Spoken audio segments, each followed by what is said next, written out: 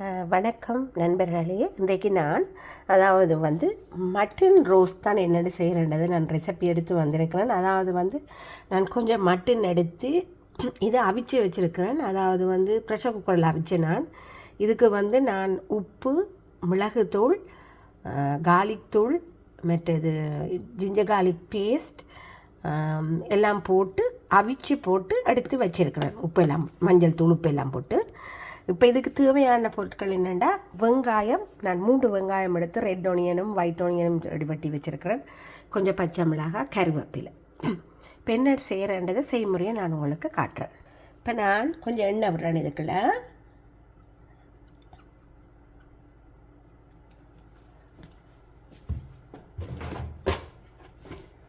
எண்ணெய் சூடாகின உடனே இதுக்குள்ள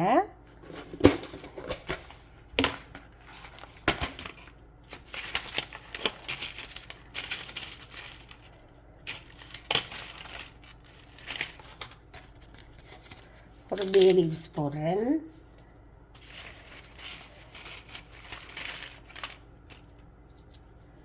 ரெண்டு ஏலக்காய், இது சாதிக்காய் பூ,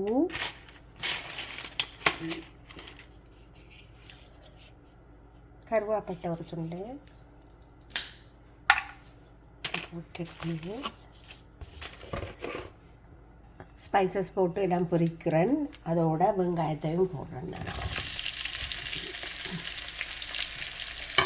வெங்காயத்தையும் போட்டு கொஞ்சம் வதக்குறேன். இப்போ வெங்காயம் வதங்கிட்டது. நான் கருவேப்பிலையும் பச்சை மிளகாய் இதோட போடுறேன். அதையும் வதக்கிட்டு வதக்குங்க. கொஞ்சம் வதங்கின உடனே வெறும் ரெட் சில்லி பவுடர் கொஞ்சம் போடுறேன்.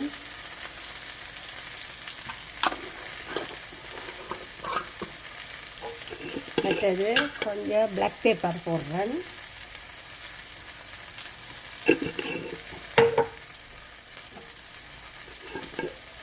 கொஞ்சம் சின்ன சீரகத்தூள் போடுறேன்.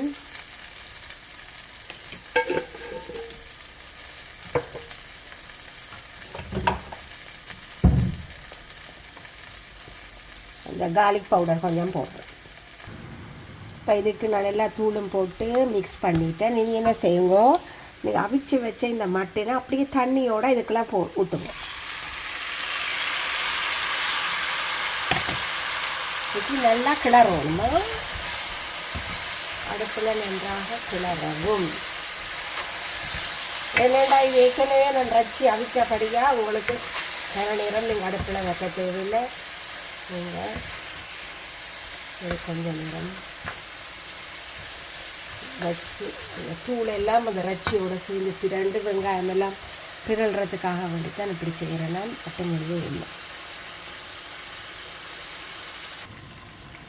பாருங்கோ, இனி இது நல்லா வறண்டு நல்ல வடிவாக வந்துட்டுது.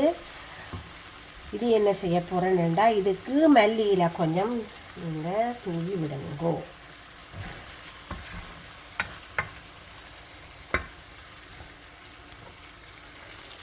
பாருங்கோ, மிகவும் சுவையான ஒரு மட்டன் ரோஸ்ட் உங்களுக்கு செய்து காட்டியிருக்கிறேன். அநேகமாக எல்லோரும் குழம்பு தான் செய்கிறீங்க. நான் இப்படித்தான் மட்டன் ரோஸ்ட் செய்கிறேன். இது நீங்கள் ரொட்டியோடு சாப்பிடலாம், சப்பாத்தியோடு சாப்பிடலாம், ஒயிட் ரைஸோடையும் சாப்பிடலாம். நல்ல டேஸ்ட்டாக இருக்கும். ட்ரை பண்ணி பாருங்கோ. இன்னும் ஒரு சமையல் குறிப்பில் எல்லாரையும் சந்திக்கிறேன். நன்றி, வணக்கம்.